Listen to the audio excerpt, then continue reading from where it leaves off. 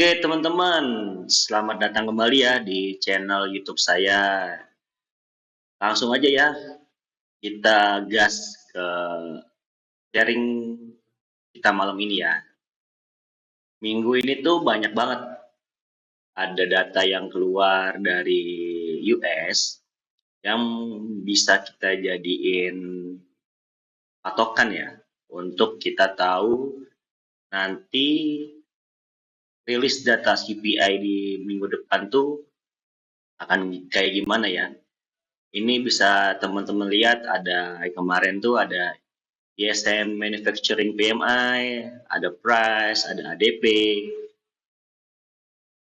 Ya, yang ini ya, data-data yang keluar kemarin.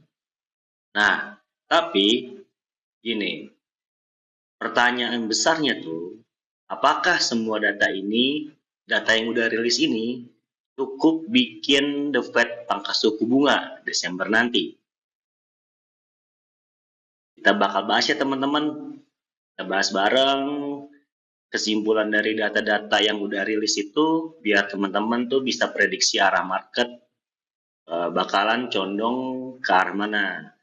Tapi juga data-data ini tuh belum bisa dipastikan 100% bakalan terjadi di kondisi nanti gitu. Karena tetap data utamanya itu saat rilis CPI atau data inflasi dari The Fed.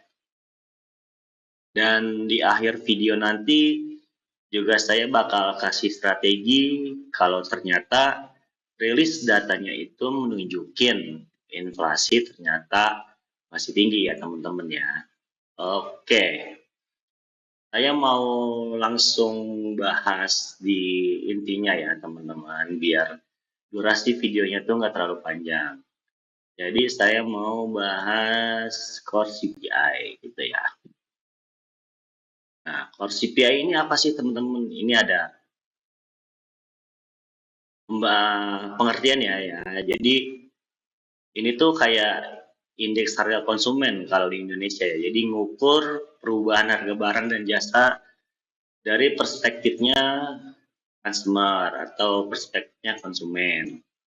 Terus indeks ini juga merupakan cara utama biar tahu nih perubahan tren dan inflasi gitu. Terus indeks ini juga bakalan tahu nih kalau misalkan indeks ini bilang naik kayak gitu, misalkan lebih tinggi, itu seharusnya itu positif untuk USD gitu juga sebaliknya ya teman-teman ya. Kalau datanya turun berarti USD-nya akan melemah gitu. Itu secara garis besar ya.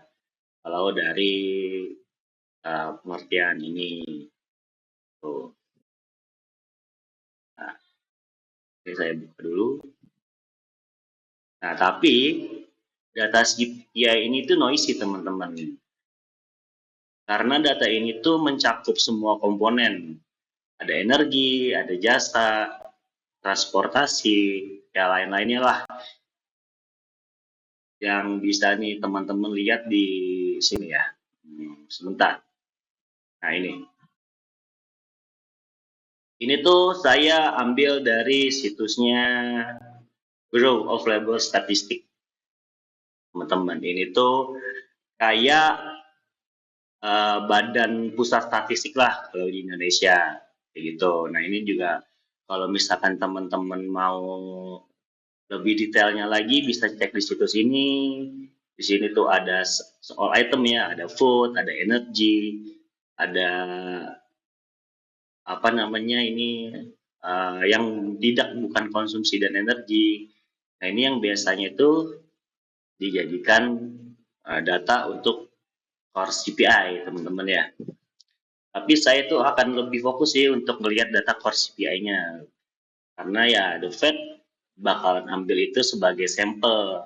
Nantinya untuk dia jadikan acuan di acuan untuk pangkas suku acuan inflasi kayak gitu ya. Jadi dia dijadikan tolak ukur juga nih bakalan turunin suku bunga atau enggak gitu ya.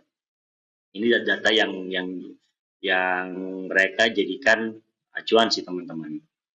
Tuh. Nah, saya sih langsung mau fokus ya di data core CPI ini. Nah, jadi core CPI ini tuh nggak termasuk di dalam energi dan konsumsi teman-teman. Jadi lebih sifatnya tuh lebih stabil, nggak fluktuatif lah, kayak gitu, nggak ngikutin, nggak berubah-berubah dalam jangka waktu yang singkat, kayak gitu. Kayak misalkan kan kayak energi, itu datanya kan sering berubah ya, terkait ada isu geopolitik atau apa.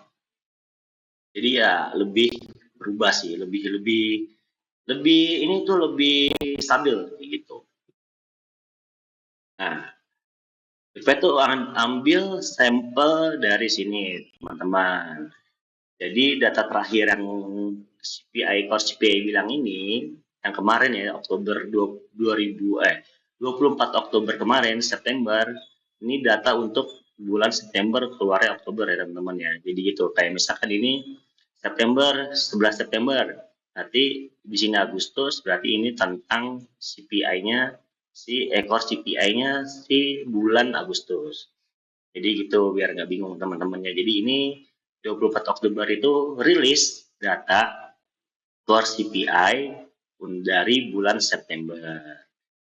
Nah, nanti tanggal 13 November itu akan rilis data CPI untuk bulan Oktober.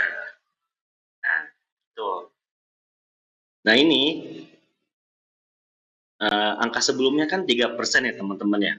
Data terakhir ya, Oktober kemarin itu, Oktober kemarin itu 3%.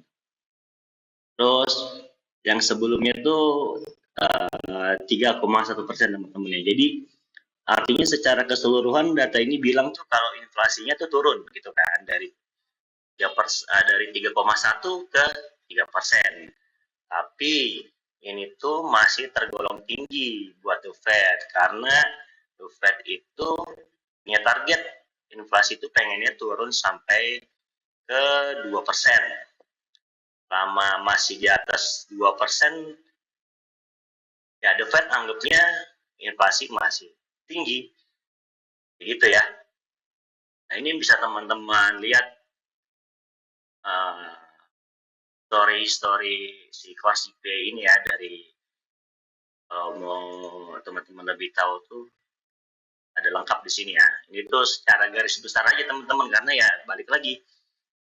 Kalau saya pribadi saya cuma mau tahu hasilnya tuh gimana dan langsung akan berdampak apa ke market, khususnya si kripto yang lagi saya dalemin kayak gitu ya teman-teman. Nah, terus saya akan lebih fokus lagi nih teman-teman ke bagian data PCI ini ya. Nah, ini tuh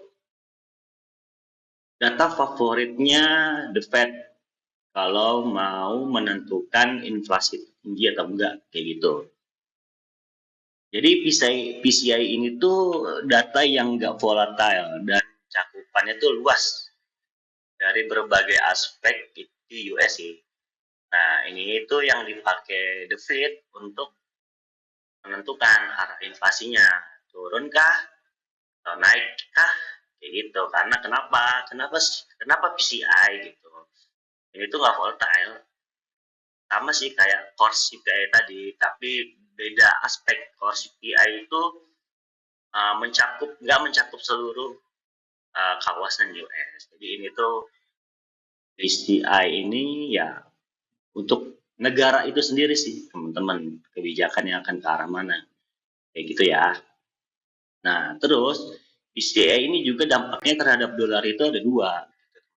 Kalau inflasinya naik, ini biasanya tuh nyebabin kenaikan suku bunga juga, atau suku bunga tuh tetap kayak gitu, nggak turun. Dan pastinya tuh kalau suku bunganya naik, dolar pun akan ikut naik kayak gitu. Makanya kalau misalkan The Fed itu tahan atau naikkan lagi suku bunga, dolar tuh pasti naik gitu. Dan aset lain tuh akan turun pastinya ya, termasuk emas gitu. Karena biasanya tuh dolar itu kontra sama emas, tapi juga ada momen-momen lah yang dimana dua-duanya tuh naik bareng ya, ya naik bareng juga, kompak gitu, ada turun bareng, ada naik bareng gitu. Kayak misalkan pas 10-10 kemarin kemarin itu kan dua-duanya kompak turun nih, dolar turun, emas turun gitu, karena memang waktu itu kan penyebabnya Trump ya, yang memunculkan perang sama China kayak gitu.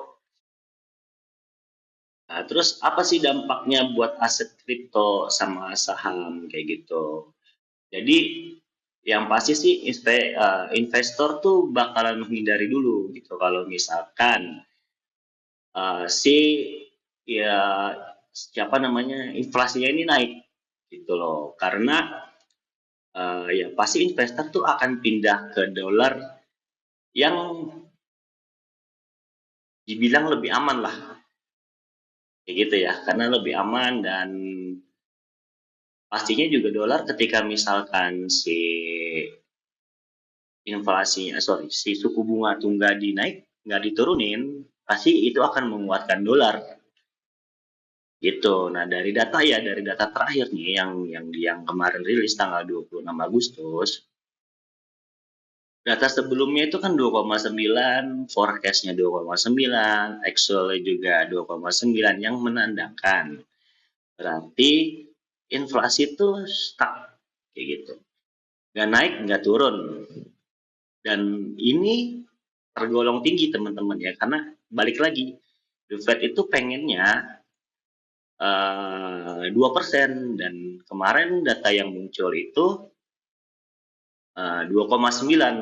Nah makanya kemarin tuh pas data ini rilis ya pada terjun-terjun semua gitu kripto, karena nggak sesuai ekspektasi kayak gitu teman-teman ya. Eee, ya di data CPI yang udah rilis ini juga nggak nunjukin inflasi turun, masih di angka 2,9 ya. Jadi kesimpulannya sih kalau dari core PCE ini ya The Fed masih punya alasan buat nggak nurunin suku bunga gitu di Desember nanti. Itu sih intinya ya dari data si core PCI gitu. Dan ingat juga ini penting gitu. Ini data yang penting untuk The Fed menentukan arah suku bunga. Itu ya. Oke, lanjut ya. Jadi setelah itu saya mau bahas ini juga. ISM Manufacturing. Kayak gitu ya. Sebentar, saya buka dulu. Nah ini pokoknya nih kalau misalkan teman-teman mau tahu historinya itu inflasi US tuh kayak gimana, bisa show more aja. Ini tuh di investing.com teman-teman ya. Di kalender akademiknya. Di mana tuh dia? Hmm. Hmm. Ya, nongol di sini teman-teman. Ya, pokoknya cari ya teman-teman ini di kalender akademiknya dia nih. Oke, nah ini pokoknya bisa dicari tahu aja kapan The Fed itu suku bunganya tuh, sorry inflasinya turun 2% gitu. Dan apa dampaknya ini bisa teman-teman riset gitu dan apa ngaruhnya ke market gitu ya. Ya durasinya kita nggak panjang-panjang jadi ya saya kasih lihat aja teman-temannya dan ya begitu. Oke lanjut. Nah ini saya sebelum masuk ke ini saya udah siapin juga data dari Trueflation. Bentar saya refresh dulu ya teman-teman. Wait, saya minum dulu sebentar.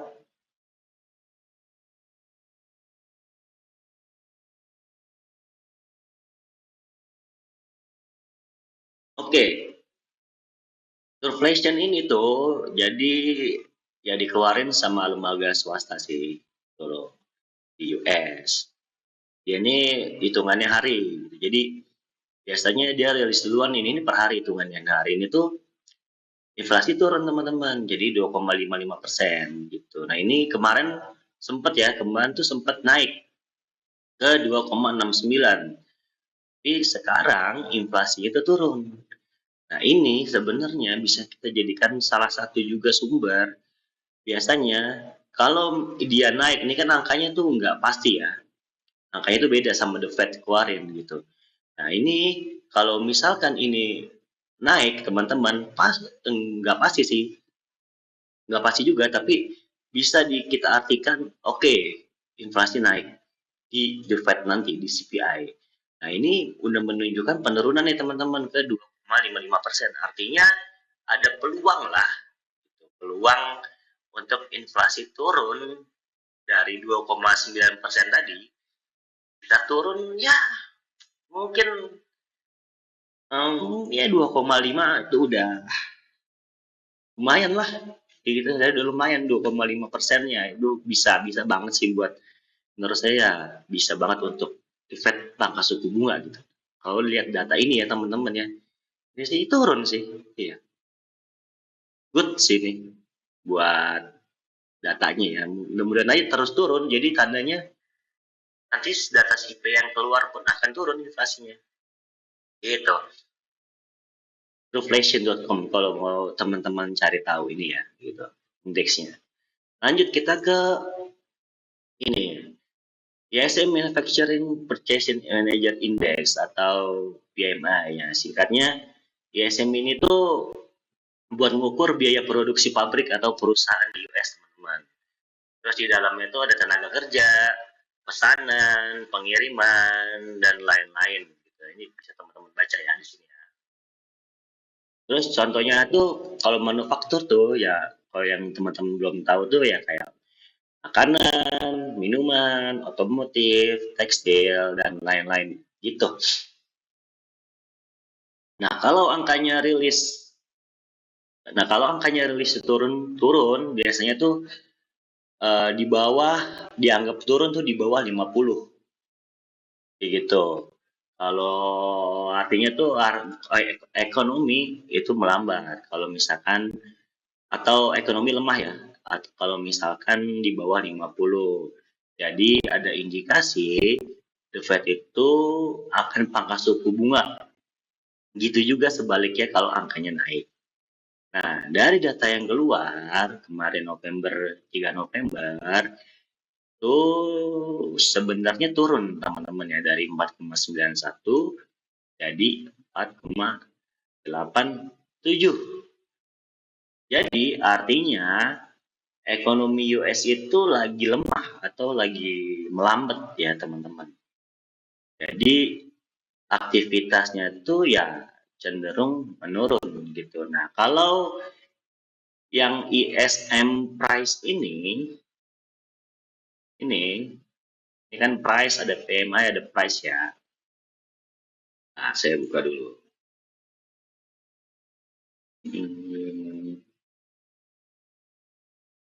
Nah, teman-teman.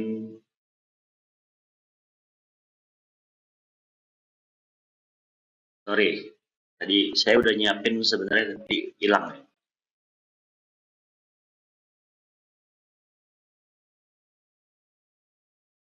Nah, ISM price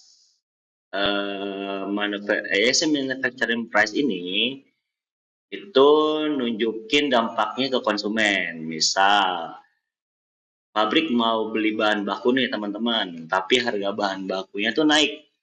Jadi mau nggak mau perusahaan itu bakalan naikin harganya juga ke konsumen, gitu ya. Jadi karena bahan baku naik, mau nggak mau ya penjualnya juga naikin harga dan akan berdampak negatif ya. Akan barangnya akan mahal yang diterima sama konsumen. Tuh. Nah ini sorry kalau misalkan ada suara berisik, ini depan rumah saya lagi ada pembangunan teman-teman ya malam-malam gini. Aduh. Lanjut ya. Sebentar, saya akan ini. Oke, dari data yang keluar dari price index ini, dampaknya ke konsumen itu ya angkanya turun ya teman-teman dari 61 ke 5,8 kayak gitu. Nah, jadi Kalau angkanya turun itu artinya harga itu juga ikut turun, tapi masih belum aman karena batas amannya itu ada di bawah 50 teman-teman. Jadi ini masih termasuk kemahalan. Jadi The Fed itu menganggapnya kalau turun itu ya di bawah 50, kalau di atas 50 berarti masih mahal. Nah, jadi intinya dari dua data ini, PMI yang manufacturing price sama yang biasa, mana tuh itu?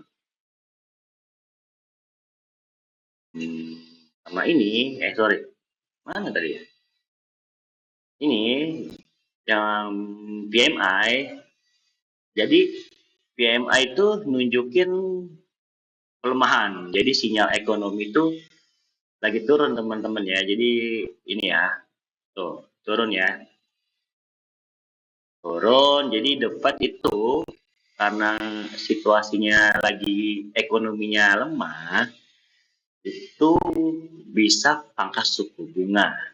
Nah, tapi harganya naik teman-teman, gitu yang bikin kontra ya. Jadi walaupun apa sih ininya turun, apa namanya bahan bakunya turun, tapi harga yang didapat sama konsumen itu masih cenderung naik, masih cenderung mahal walaupun sebelumnya itu 61 turun ke 58 ya, ini masih kalau menurut The Fed ini masih tinggi, masih mahal. The Fed pengennya 5, di bawah 5, di bawah 50. Kayak gitu ya teman-teman ya. Oke. Lanjut, ini saya nggak kecepatan kan ya, dan ya mudah-mudahan teman-teman secara garis besar sih paham lah ya kayak gitu. Nah, oke. Kita lanjut ke ADP teman-teman ya. ADP non farm employment change. Sebentar ya. Ini ya. ADP non employment change. Oke, kita buka. Internet saya tuh lama banget kalau buka investing. Ini nggak tahu ya kenapa gitu. Sebentar teman-teman, mohon bersabar ya. Oke.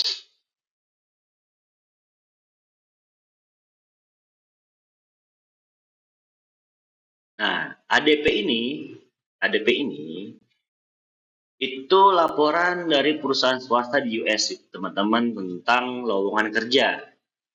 Jadi datanya tuh diambil dari perusahaan-perusahaan swasta, karyawan swasta, dan bukan dari pemerintah atau ya ASN lah, begitu. Seharusnya nih teman-teman, itu tuh ada data yang keluar lagi dari pemerintah yang kemarin tuh saya tunggu-tunggu banget sebenarnya. Ada yang nggak keluar tuh ini, jobs opening. Ini tuh lowongan kerja teman-teman. Terus ada juga jobless claim. Jadi para yang punya kerja itu ngeklaim asuransi. Tuh. Terus ada juga unemployment rate. Nah, ini juga penting sebenarnya buat kita untuk tahu gitu arahnya kemana, tapi nggak tahu ya. Karena government shutdown mungkin data-data dari pemerintah dan pegawai-pegawai negeri di sana yang akhirnya bikin nggak keluar sih. Mungkin itu ya positifnya. Saya sih ambil dia berpikir positif aja mungkin karena government shutdown.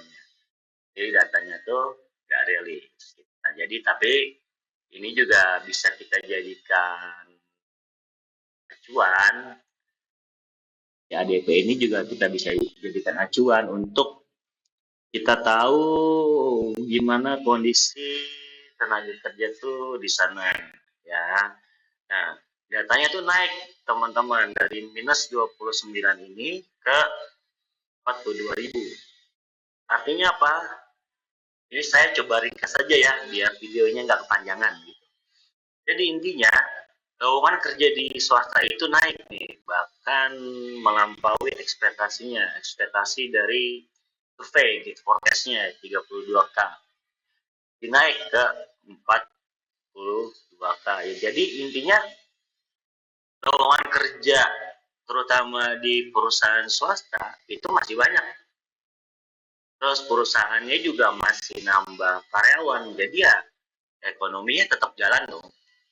Itu jadi nggak ada perlambatan ekonomi, nggak ada uh, yang kekurangan kerjaan, lowongan kerjanya masih ada di swasta. Jadi ini efek negatifnya sih buat market kayak gitu. Jadi the Fed tuh nggak bakalan pangkas suku bunga gitu, melihat lowongan kerja tuh masih banyak, terutama ya di perusahaan swasta. Nah makanya sayang banget kemarin tuh nggak rilis data dari pemerintah US ya tentang tenaga kerja di sana. Nah itu yang sebenarnya kalau itu rilis itu banyak banget kita bisa simpulkan sesuatu gitu loh. Jadi dari sini aja swasta ini nggak menunjukkan penurunan, malah ya lowongan kerja ada, perusahaan-perusahaan di sana nambah karyawan, jadi ya ekonominya sih tetap ekonomi, jadi perusahaannya tetap jalan, ekonominya tetap jalan kayak gitu ya kurang lebih teman-teman ya. Nah lanjut, kita persingkat waktu aja, lanjut ke mana ya, ini ya ISM non manufacturing PMI Oktober. Sebentar, ini bukan ya. Oke, non manufacturing ya. Nah, ini juga saya singkat aja teman-teman ya biar dapat intinya aja nih. Jadi non manufacturing ini tuh ada di dalamnya tuh ada perbankan, kesehatan, pendidikan, transportasi, lain-lain ini kayak gitu ya. Jadi ini tuh lebih ke sektor jasa sih, biar tahu tuh pertumbuhannya tuh di sektor jasa di Amerika tuh lagi naik atau lagi turun kayak gitu. Nah, ini data di bawahnya. Data di bawah ini ya teman-teman ya. Jadi itu tuh ada kenaikan jadi dari 50 ke 52. Jadi artinya sektor si jasa ini itu tumbuh teman-teman. Ya naik kayak gitu. Nah, ini berisik banget teman-teman ya. Bentar ya saya ke situ dulu nutup pintu.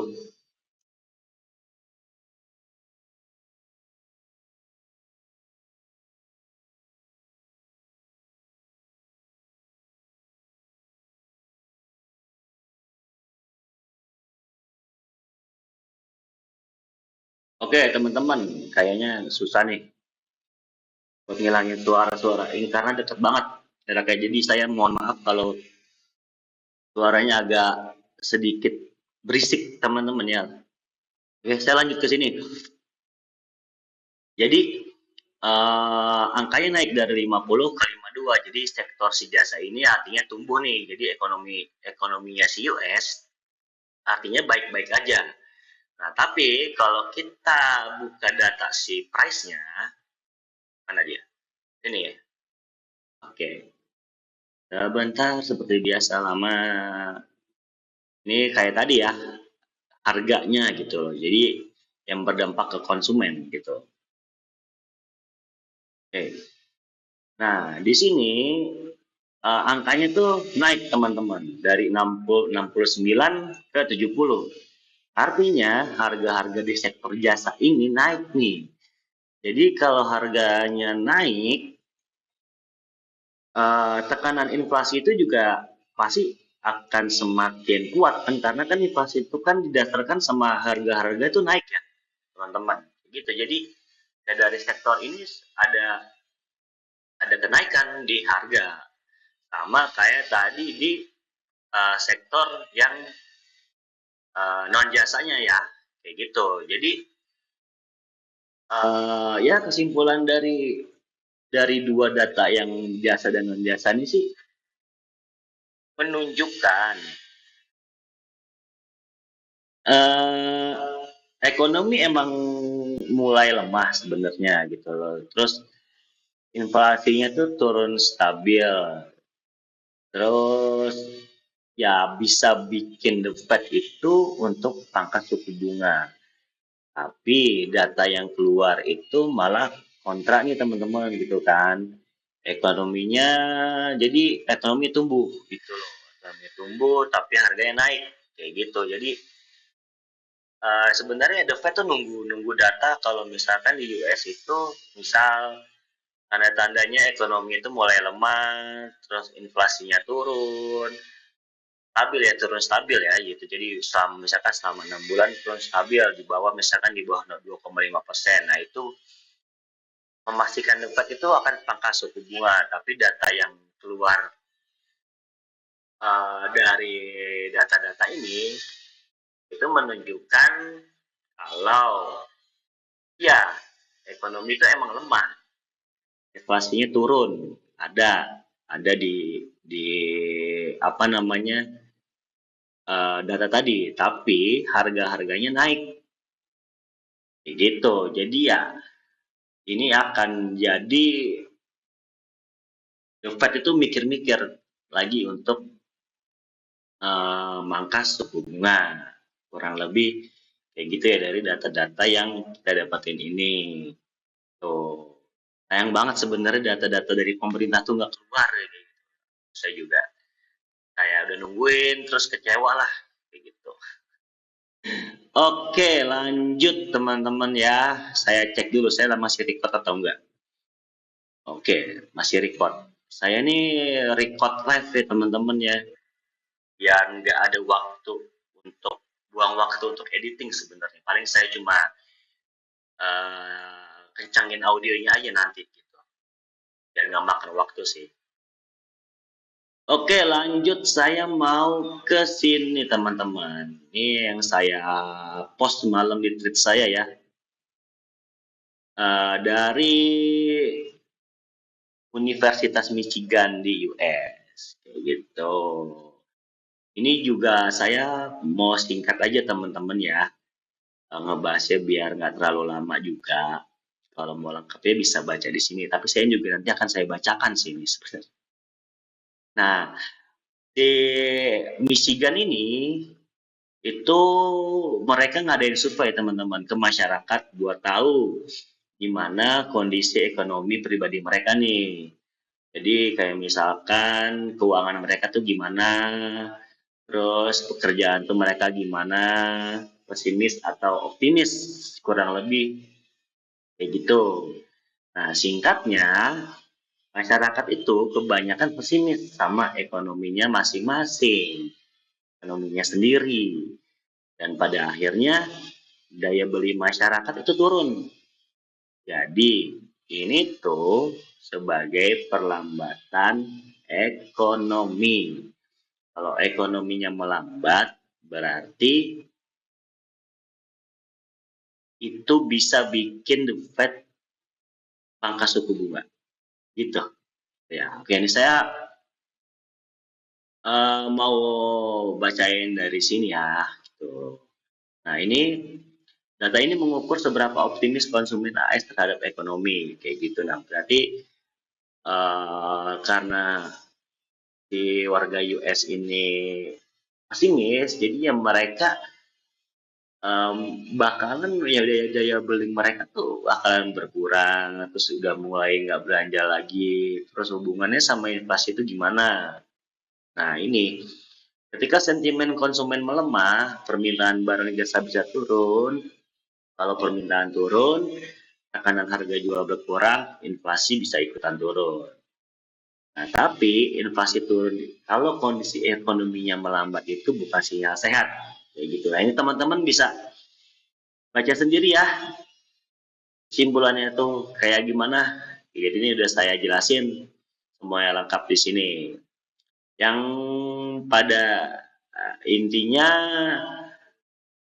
ya ini dia ada sinyal turun gitu loh, si ekonomi turun, tapi masyarakat juga pesimis gitu. Jadi ya ini nggak tahu ya pesimisnya itu dalam arti apa, saya juga belum terlalu tahu, tapi saya sih baca-baca mereka tuh sudah mikir ke arah resesi kayak gitu karena ya ekonomi turun, Bukan harga-harga misalkan udah mulai turun, tapi daya beli masyarakatnya juga ikutan turun, gitu. Dan itu nggak baik untuk US, dan ini akan jadi salah satu faktor The Fed memutuskan pangkas suku bunga lagi atau enggak, gitu ya teman-teman ya. Nah, jadi kesimpulan dari semua data yang tadi udah kita bahas nih, ya nggak nunjukin ya kalau ekonomi US tuh lagi melemah gitu. Masih ada banyak lowongan kerja, industri jasa dan non jasa itu juga masih tetap jalan, tapi harga-harga itu naik gitu loh. Kondisi ekonominya apa namanya melemah, harga-harga naik. Nah, berarti kalau harga-harga naik itu inflasi tetap tinggi.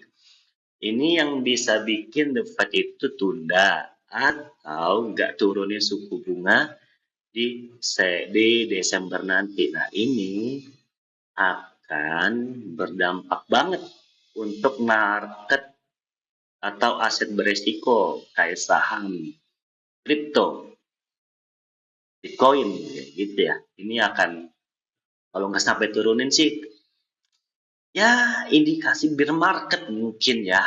Mungkin loh, saya nggak bilang akan. Ini indikasi awalnya.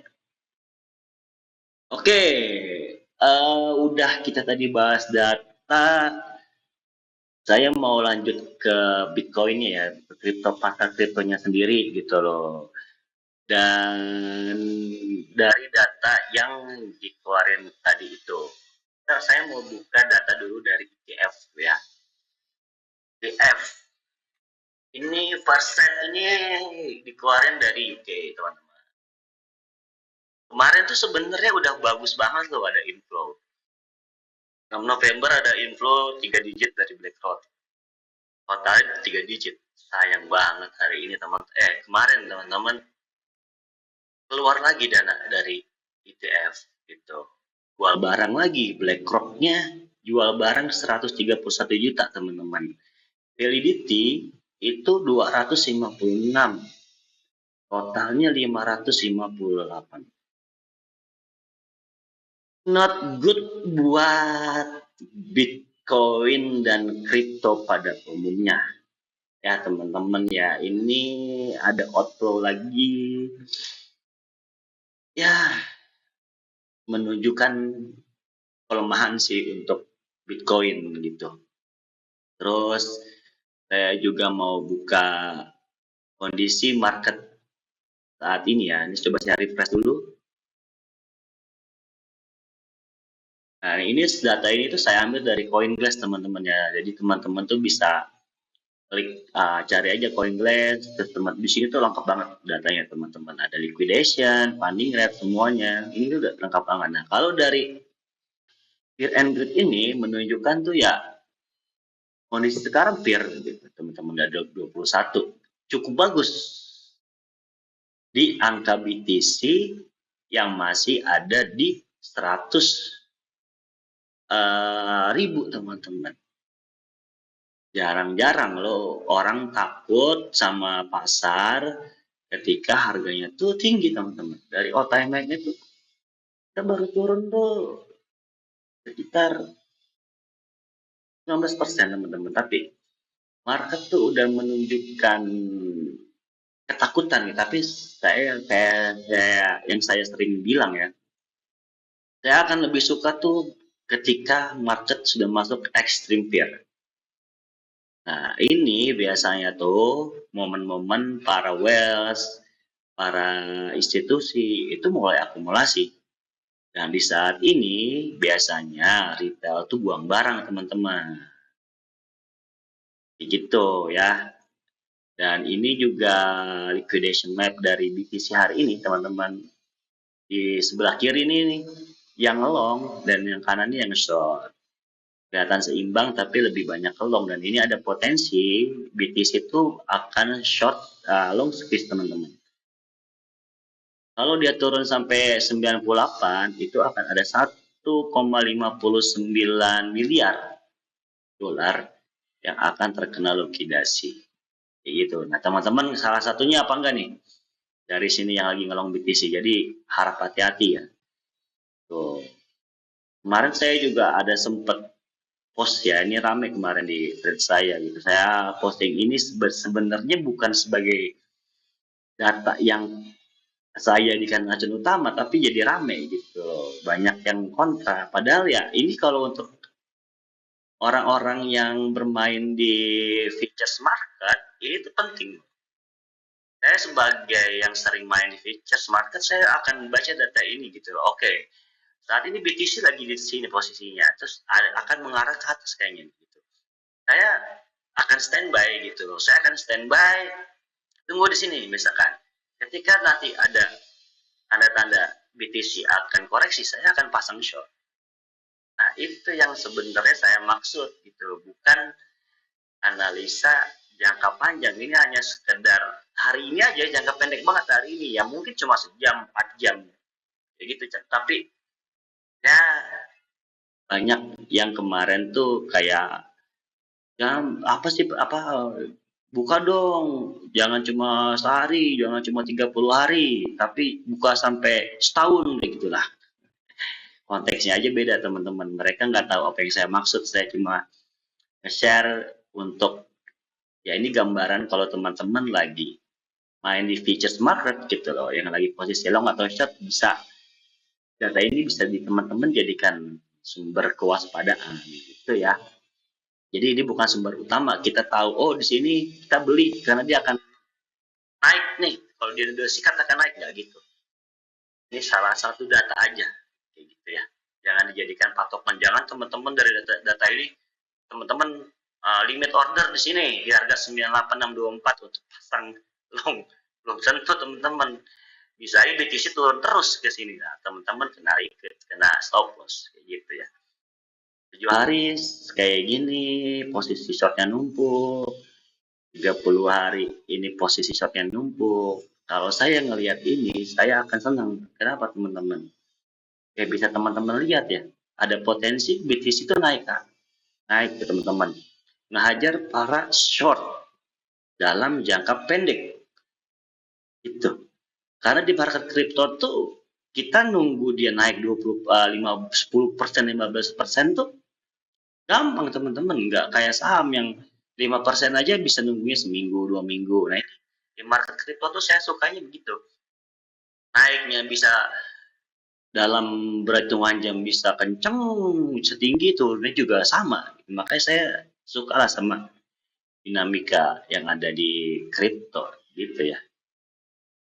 Ini juga peta likuidasinya ada, ya bisa teman-teman cek ya di CoinGlass. CoinGlass ini sangat membantu teman-teman lah dalam urusan data-data mendata gitu. Ini sangat update sih gitu. Bentar, saya minum dulu lagi ya.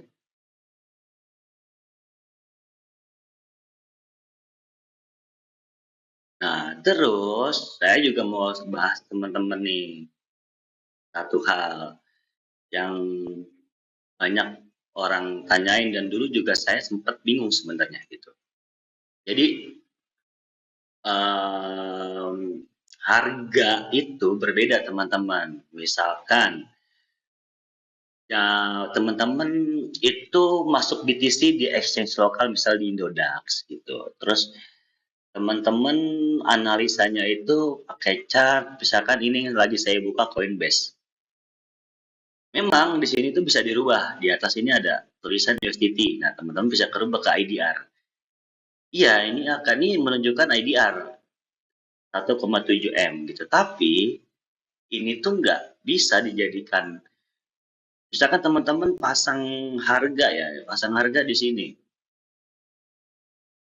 Tunggu nih teman-teman limit. Kalau misalkan di global bisa aja dia ya begini teman-teman. Tapi kalau teman-teman di lokal itu bisa jadi nggak kejemput. Saya sering banget kayak gitu teman-teman. Saya kalau di lokal itu pakainya Indodax sih gitu. Karena ya saya cari yang aman-aman aja karena ya itu kan yang terbesar ya di Indonesia saat ini. Jadi saya cari yang gitu yang lebih aman lah gitu, yang volume itu tinggi gitu kan. Dia bisa trading di koin-koin yang begitu. Ya teman-teman paham kan. Nah, kenapa sih bisa beda gitu. Jadi ya teman-teman kalau misalkan gini ya, teman-teman kalau misalkan tradingnya atau mau masuknya itu spot di exchange lokal ya teman-teman harus juga pakai chartnya exchange lokal gitu. Ya misalkan ini, gitu. Teman-teman dibuka Indodax gitu loh. Nah ini teman-teman buka chartnya gitu. Ini saldo saya sisa segini, saya belum ngapa-ngapain lagi nih di spot gitu. Saya punya BTC by the way. Saya masih diemin aja, nggak segini belum deposit lagi. Belum ada rencana untuk akumulasi gitu. Nah, ini teman-teman tinggal buka aja di sini, kalian klik nih teman-teman di HP juga ada. Nah, kalian tuh trading dari sini, dari chartnya Indodax teman-teman. Nggak bisa teman-teman trading dari chartnya Binance gitu. Dirubah ke IDR, harganya sih jelas akan beda teman-teman ya. Nih saya contohin aja langsung ya. Saya coba ke trading view. Trading view.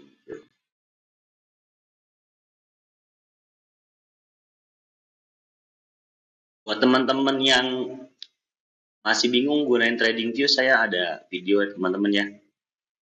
Bikin nih gaya trading view ya, bisa teman-teman lihat ya. Saya baru bikin 2 video ya. Saya sih akan lebih share, lebih sering sih, mungkin seminggu sekali, seminggu 2 kali untuk upload kayak gitu, buat saya juga sebagai pengingat saya pernah analisa atau gimana segala macam ya. Oke, tadi mana tuh startnya ini. Nah, oh ini saya coba akan bandingkan ya teman-teman ya. Sorry, ya bentar.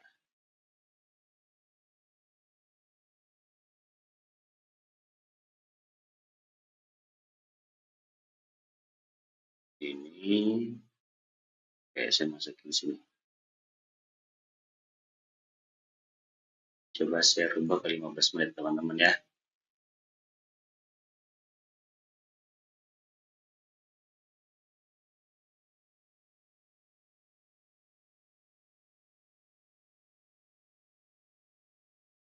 Nah ini ya teman-teman ya. Coba saya rubah ke idea. Nah saya tes dulu, record nggak nih? Oh, di sini nggak record itunya ya. Nggak record full kecilnya ya ternyata ya. Oke, jadi nggak bisa sih saya bandingin ternyata teman-teman. Ya pada intinya harga di Indodax dengan harga di sini itu jelas akan berbeda nih. Ini aja deh. Di sini 1,701 gitu. Di Indodax atau di exchange lokal itu 1705. Ini 1701. Nah, jadi ada perbedaan ya teman-teman. Nah, itu sih, itu kenapa sih? Kenapa sih Bang kok ada bedanya dengan harga exchange global? Jangankan dengan exchange global, dengan exchange lokal pun kayak misalkan Indodax dengan toko kripto, dengan peluang, dengan pintu, dengan thrift, itu pasti akan beda juga teman-teman chartnya. Chart Binance dengan chart OKX itu akan beda. Chartnya Bitfinex dengan chartnya Binance itu akan beda. Jadi tergantung teman-teman tuh lagi trading atau pasang beli spot di mana. Jadi teman-teman harus banget pakai chartnya masing-masing dari exchange yang teman-teman pakai. Jangan teman-teman belinya di Indodax terus teman-teman pakai chartnya Binance, wah itu bisa ketinggalan teman-teman momentumnya gitu, hilang. Nah, apa sih yang nyebabin uh, itu beda gitu loh, harga itu beda? Saya mau tulis di sini kali ya. Oke, besarin dulu. Oke, yang pertama itu kenapa? Itu volume perdagangan teman-teman. Volume perdagangan ya. Nah, volume perdagangannya BTC IDR itu lebih kecil teman-teman dibandingkan BTC USD gitu kan. Jadi kalau yang belum ngerti itu jadi BTC dengan rupiah, BTC dengan USD. Nah, itu ada perbandingan kayak gitu-gitu teman-teman ya kayak ini. Ini BTC USD berarti BTC terhadap USD. Kalau di Indodax BTC IDR berarti BTC dengan IDR perbandingannya kayak gitu ya. Nah, terus jadi ya perdagangan BTC IDR itu lebih kecil dibandingkan BTC USD karena ya tahu sendiri ya kripto di Indonesia tuh belum banyak orang tahu dan masih sedikit banget yang tahu kripto, tahu Bitcoin. Jadi ya transaksi BTC IDR di Indonesia tuh nggak terlalu banyak teman-teman. Makanya ini juga ngaruh ke harga kayak gitu. Mungkin nah kalau misalkan nanti semua nih udah pada melek kripto, tahu Bitcoin, harganya akan mengikuti sih teman-teman ya. Akan banyak transaksi dari IDR yang masuk ke Bitcoin kayak gitu. Nah, terus misal tiba-tiba ini yang kedua tuh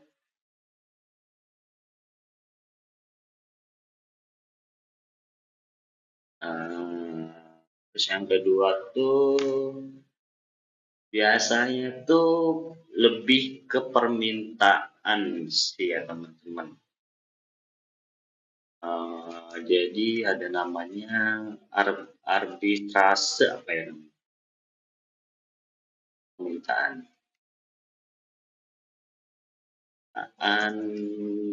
beli BTC ini. Nah, jadi kalau misalkan tiba-tiba permintaan BTC itu secara tiba-tiba nih teman-teman di Indonesia, misalkan banyak trader yang trading pakai IDR, terus beli pakai IDR, otomatis harga di Indodax itu bakalan lebih cepat dari pasar global gitu loh, karena likuiditasnya di Indodax atau di exchange lokal itu ya kecil karena pakai IDR. Jadi kalau kita ngelihat nih, kita bandingin sama exchange global gitu loh, harganya di Indodax akan lebih mahal, akan ada premium harganya ya karena ada permintaan dari trader-trader di Indonesia yang bikin harganya harga BTC atau kripto lain di exchange lokal tuh naik kayak gitu. Jadi harganya pasti akan lebih mahal kayak gitu ya. Terus juga yang ketiga tuh ada namanya faktor eh, arbitrase kalau nggak salah. Arbitrase. Ini apa sih? Gitu. Ini tuh di dalam itu ada biaya jaringan, terus ada biaya konversi dari USD ke IDR, terus juga ada proses faktor WD yang lama dari bank lokal. Nah, ini yang bisa nyebabin harga BTC itu atau harga market crypto lokal tuh beda dengan harga di exchange global. Kurang lebih begitu. Nanti teman-teman coba cari tahu sendiri ya lengkapnya. Gimana yang saya tahu sih karena faktor ini yang bisa bikin harga tuh beda gitu. Saya mau cek dulu udah berapa menit sekarang ya durasinya. Oh, selama juga udah sejam ya. Ya saya singkat lagi ya teman-teman supaya cepet dan nggak terlalu lama videonya. Gitu. Nah jadi eh, lanjut kita ke kesimpulan apa? Kesimpulan ya. Karena udah kita bahas kayak gitu semuanya. Jadi ya saya lanjut dari poin yang kita udah jabarin tadi teman-teman ya. Kita tuh juga oh belum kesimpulan sih. Ini tuh saya belum kasih exit kan ya. Sorry. Jadi ya kita harus punya ekspansi teman-teman. Kalau misalkan kondisi market itu nggak sesuai dengan apa yang kita harapkan. Jadi poin-poin yang kita jabarin itu kan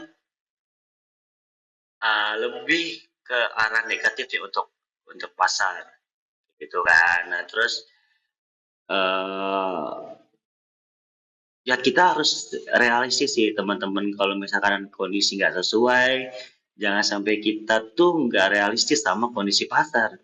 Ya udah tahu pasar lagi buruk nih, lagi nggak sesuai ekspektasi, nggak sesuai dengan analisa, misal gitu kan. Tapi tetap aja yakin yang nggak berdasarkan sama data dan analisa. Dan akhirnya apa teman-teman? Nyangkut, gitu kan. Nah, udah nyangkut, terus nggak mau cut loss, atau nggak mau cut loss, dan akhirnya udah jadi investor. Investor altcoin. Kalau Bitcoin mah tenang aja sih teman-teman, santai sih Bitcoin. Um, ya, nah terus oke, udah gitu ya. Terus plannya gimana? Oke, plannya begini teman-teman ya. Eh kalau data CPI, sih buka dulu, ini aja deh. Aduh, nah, ya. Kalau data CPI ini naik keluar tinggi teman-teman dari ekspektasi, misalkan ini kan previousnya 3% teman-teman. Terus misalkan forecastnya 3% juga, ternyata aktualnya naik. Teman-teman pasti udah tahu artinya apa.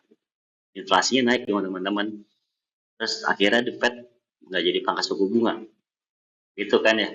Terus berarti ada kemungkinan pasar akan koreksi dong. Karena inflasinya naik. Nah, biasanya tuh udah ada indikasinya nih, kelihatan dari market teman-teman, kayak muncul misalkan candle-candle merah, terus ya harga tiba-tiba turun drastis dan lain-lainnya teman-teman ya. Nanti mungkin kalau teman-teman udah hatam sama charting segala macem, teman-teman akan tahu sih kondisinya tuh. Nah, jadi gini teman-teman ya,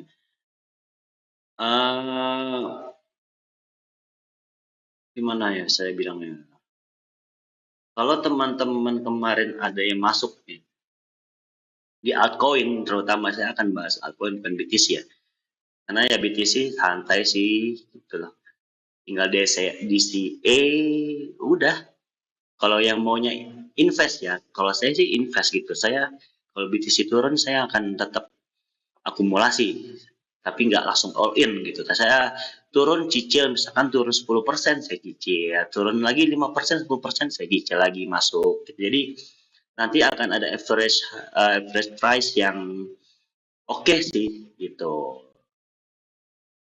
Nah, terus eh kalau misalkan teman-teman nih di altcoin terutama belinya di pucuk gitu, terus kondisinya market itu kelihatan udah menunjukkan indikasi akan turun dalam, ya pertimbangin teman-teman untuk cut loss. Itu kalau saya ya, timbangin untuk cut loss teman-teman. Sebentar saya buka ini ya, Ethereum. Ini kemarin saya ada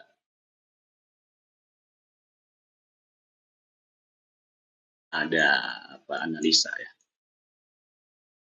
Jangan Ethereum deh, apa ya, altcoin tuh yang um, apa altcoin? Kalau hype enggak ya. Ya pokoknya altcoin ya teman-teman. Yang misalkan teman-teman beli di pucuk itu kan, udah turun dalam. Nah, jangan sampai teman-teman tuh mengharamkan cut loss sih. Jangan pernah mengharamkan cut loss gitu. Kalau teman, kalau kamu nih, kalau kamu dapat saran dari seorang influencer atau siapa, dia bilang gini, jangan cut loss, nanti juga naik lagi. Tuh. Nah kan teman-teman nggak tahu tuh, yang dia bilang tuh, yang orang bilang ini tuh dia tuh punya barang atau enggak gitu, atau mungkin dia punya barang nih, punya barang, tapi dia dapat harga tuh murah dibandingkan teman-teman nih yang baru masuk dan itu dapatnya di pucuk lagi gitu. Nah, jangan sampai teman-teman jadi exit liquidity-nya dia gitu. Jadi teman-teman juga harus pilih ini yang realistis gitu, jangan jangan mengandalkan harapan-harapan. Udah, teman-teman, realistis aja buat market gitu loh. Market tuh nggak sebaik itu gitu loh, teman-teman. Minus 80%, market nggak menjanjikan akan naik 100% gitu ya. Itu ya, itu market kripto, market manapun kayak gitu ya. Nah, ini kalau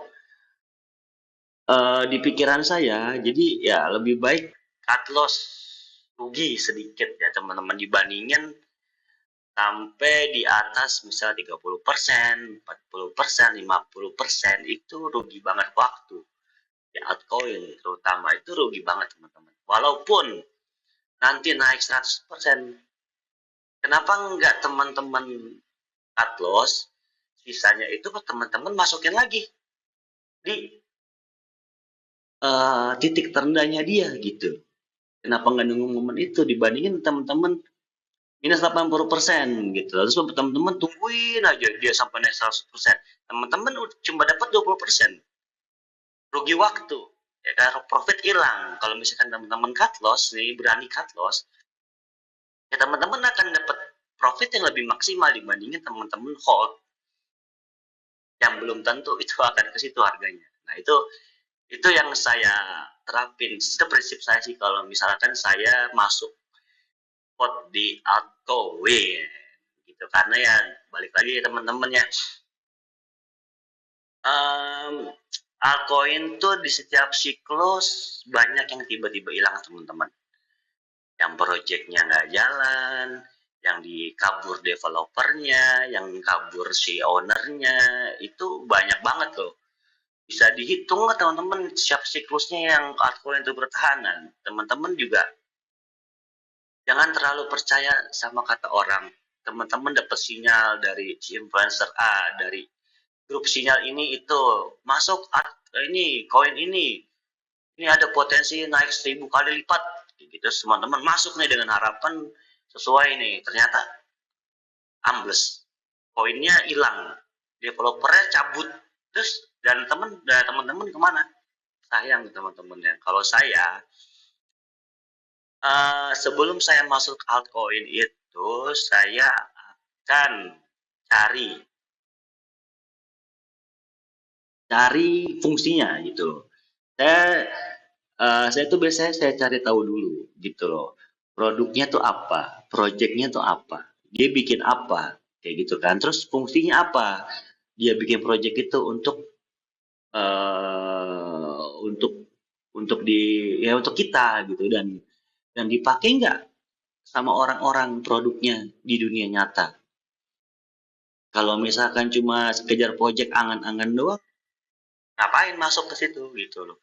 Mendingan cari project yang jelas, yang sering dipakai sama masyarakat kayak Ethereum. Ethereum ini bagus loh. Walaupun harganya stuck di sini-sini aja, tapi saya yakin Ethereum ini ya suatu saat akan naik signifikan teman-teman. Karena apa? Ethereum ini punya pondasi yang kokoh teman-teman. Banyak dipakai jaringannya. Ya bagus, dan terakhir juga dia ada upgrade sistem di Ethereum gitu. Nah, teman-teman bisa cari tahu tuh apa aja upgrade segalanya, tapi yang jelas saya sih baca sedikit-dikit ya, jelas lebih bagus sih Ethereum. Ini sebenarnya tinggal nunggu aja nih momentumnya Ethereum, karena kalau yang orang bilang ya, sebelum Ethereum ATH baru nih nggak akan ada namanya alt season gitu. Katanya gitu. Saya sih nggak percaya ya sama alt season, karena bukan yang nggak percaya, alt season kalau sekarang udah ada, tapi nggak semua koin kebagian gitu deh teman-teman ya. Nah, terus um, ya pokoknya jangan jangan gambling teman-teman ya, ikutin sinyal orang terus kamu masuk, belum tentu orang itu juga masuk loh kasih sinyal. Itu sih, karena ya sekali lagi duit itu duit kamu gitu, duit teman-teman. Yang ngasih sinyal tuh dia mau sinyalnya berhasil atau enggak ngaruh sama dia. Ya, yang ngaruh kan ke teman-teman, duit teman-teman jadi minus, sayang gitu. Jadi ya didasarkan dari ya tadi yang saya bilang sih, kalau mau masuk altcoin tahu proyeknya apa, fungsinya apa, kita gunain apa enggak. Kayak kita beli saham aja, kita cari tahu. Ya, dan yang lebih bagus kan kayak misalkan ya BCA misalnya, saya pakai BCA gitu. Berarti ya saya percaya, karena saya pakai BCA saya percaya gitu. Kurang lebih ya untuk eh, exit plan-nya sih kayak gitu teman-teman ya, jangan jangan jangan mengharamkan diri untuk tidak cut loss, jangan sampai itu. Nah, terus kita ngomongin BTC karena ya BTC mother of crypto ya. Ini terakhir sih teman-teman ya. Semoga videonya emang udah lama, saya sih nggak, sebenarnya nggak mau lama-lama. Ya udah. Mau gimana? Pembahasannya penting menurut saya. Oke. Ini adalah saat ini BTC ya. Teman-teman bisa lihat di sini itu adalah area yang penting untuk BTC gitu. Ini area yang vital untuk BTC. Kenapa? Karena ini adalah kunci atau key level dari BTC punya chart gitu. Ini kan naik teman-teman, ini resisten kan. Resisten terus akhirnya dia mencoba tembus, gak tembus, akhirnya dia balik, terus dia break out dari resistennya dan dia bermain di atas resistennya, berarti ini adalah kuat untuk BTC gitu. Zona key level yang bukan main-main dari time frame beli, karena semakin besar time frame-nya semakin kuat zona itu teman-teman. Nah, saya minum lagi ya.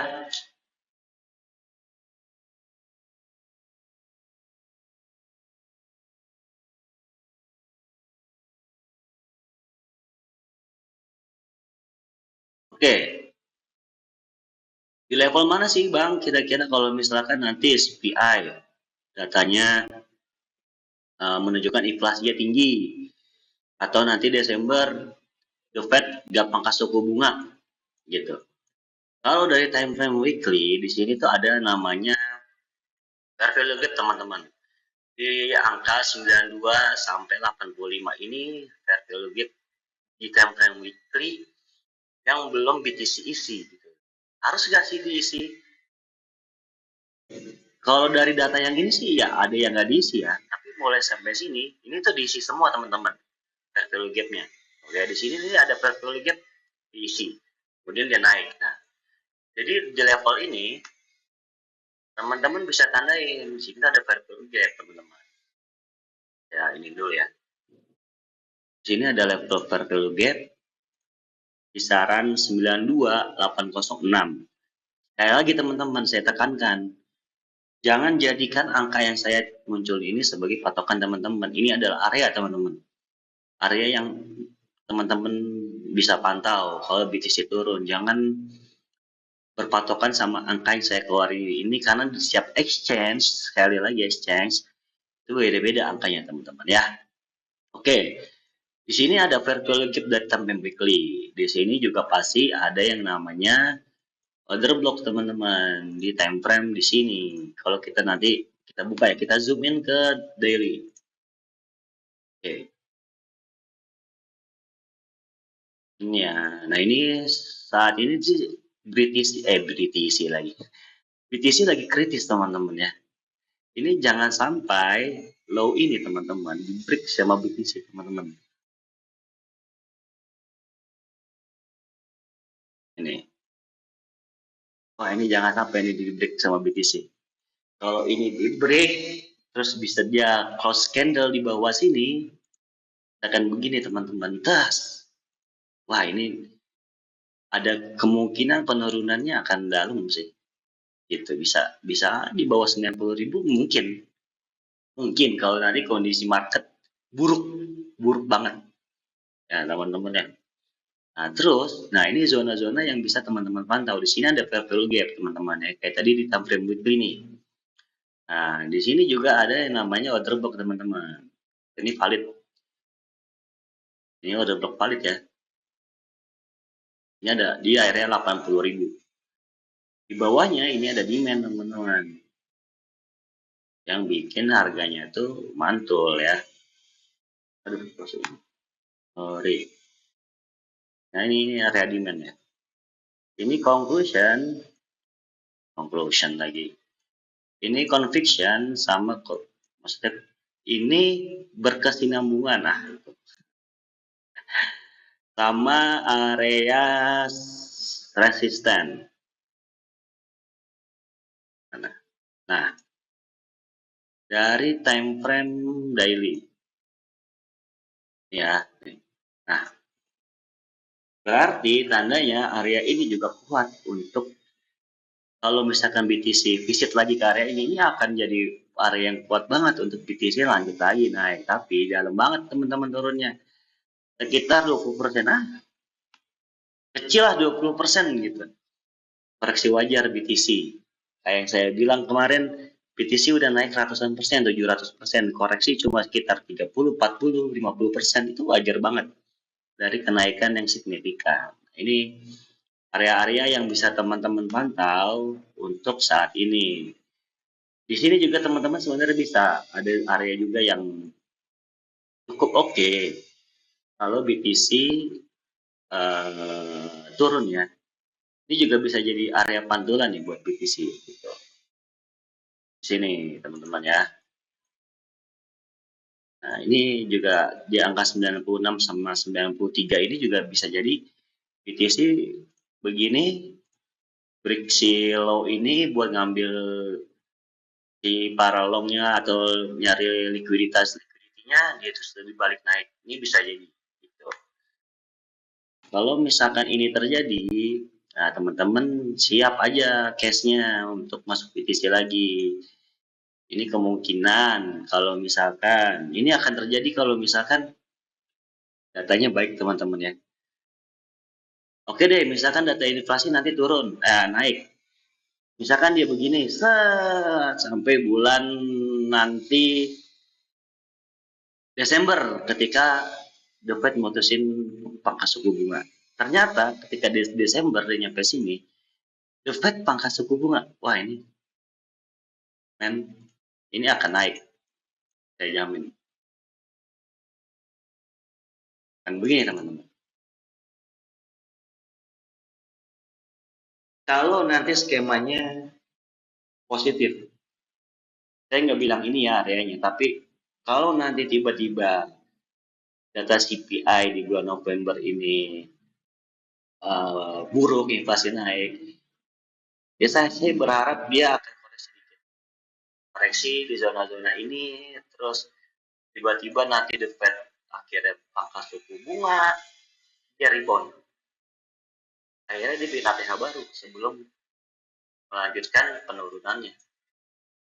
Ini harapan saya ya, saya pengen banget BTC itu naik terus. Karena saya punya barang di BTC. Nah ini gambaran teman-teman, ini area-area yang bisa teman-teman pantau untuk kalau BTC turun. Tapi kalau misalkan kondisinya buruk banget teman-teman, inflasi naik, terus uh, akhirnya nggak jadi pangkas suku bunga ya teman-teman, khususnya di altcoin atau BTC sekalipun,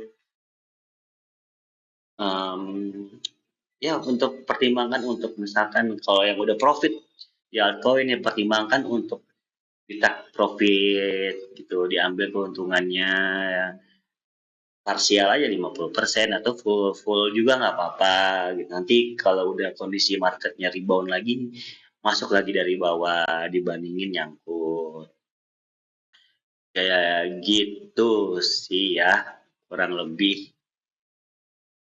Nah, ini gambarannya sih. Jadi kalau misalkan nanti buruk ya begini ya turun, siapin cash teman-teman, siapin cash kalau misalkan turun ya, atau bear market nih ya teman-teman tunggu aja setahun karena sih kan setahun tuh udah teman-teman siapin cash untuk masuk di zona ini. Penurunannya dari all time high kalau misalkan sampai sini teman-teman itu 36%, wajar banget BTC turun segitu, wajar. Dari kenaikan BTC Kita ambil dari data di 2024 aja, dia naik kurang lebih 160% dari tahun 2024 ya, dari Agustus sampai saat ini dia udah naik 160%. Lalu kemudian dia koreksi 30%, 36%. Wajar nggak sih teman-teman? Suatu aset yang udah tinggi banget naiknya, dia koreksi cuma 30%. Wah, wajar banget. Itu sehat gitu. Ada koreksi itu sehat dalam suatu aset.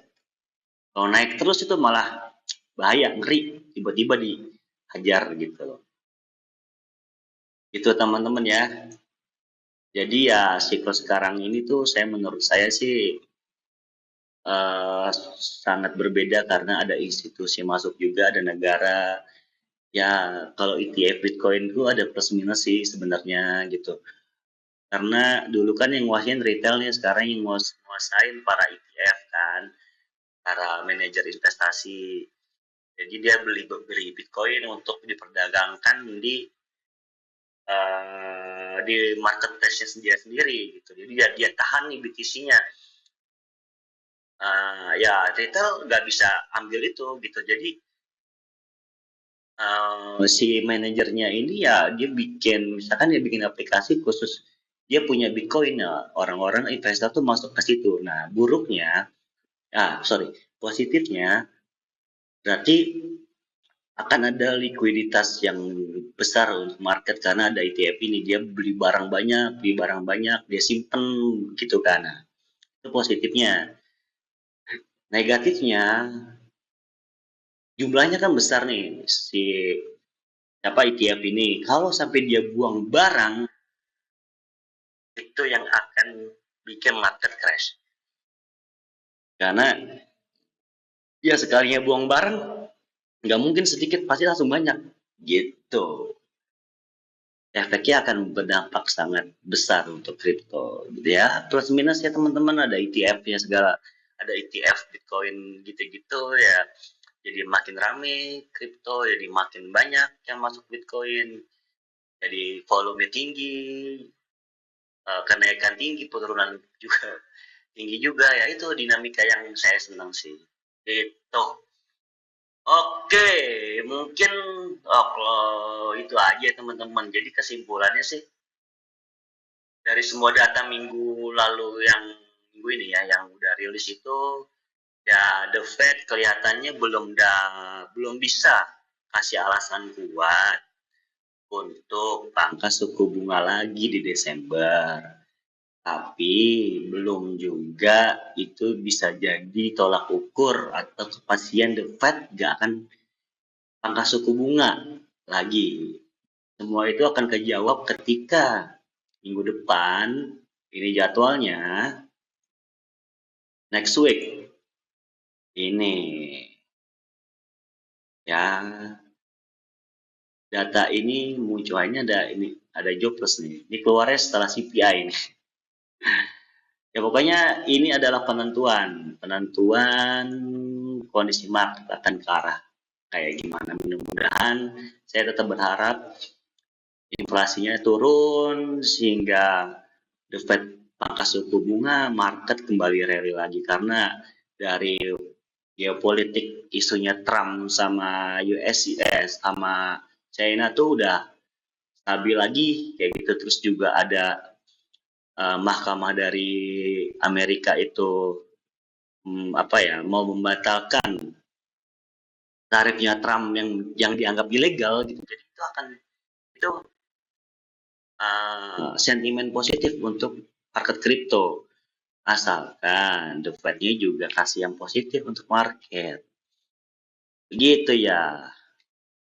Ya mungkin itu aja ya teman-temannya. Sekali lagi nih saya tegaskan sama teman-teman, saya itu bukan penasihat keuangan, bukan juga ahli dalam ekonomi, dan juga bukan juga trader profesional karena saya belum dapat lisensinya. Saya pengen cari sih, saya pengen belajar untuk bisa dapat itu. Tapi yang jelas saya di sini cuma ingin berbagi, ingin sharing lah teman-teman semua, diskusi sama teman-teman Ya sekiranya saya bisa membantu teman-teman dalam mengambil keputusan dalam kondisi market yang lagi nggak kondusif ini gitu. Dan ya pasti ada salah dari saya, dari data yang saya sampaikan gitu. Saya mohon maaf ya teman-teman ya. Ya lagi itu terima kasih udah nonton sampai habis video saya gitu loh, dan jangan lupa untuk support saya ya teman-teman di YouTube. Jangan lupa di like, di subscribe. Terus kalau misalkan ada pendapat boleh di komen, ada yang salah dari saya boleh di komen di kolom komentar teman-temannya. Dan yang mudah-mudahan minggu depan saat data rilis saya bisa update lagi perkembangannya gimana, dan ya tunggu aja. Sekali lagi thank you teman-teman semua, selamat malam, ini malam minggu, saya record tanggal 8 jam 9 malam ya teman-teman ya, di hari Sabtu. Oke, thank you teman-teman semua, sehat-sehat buat kalian semua, thank you udah nonton, see you.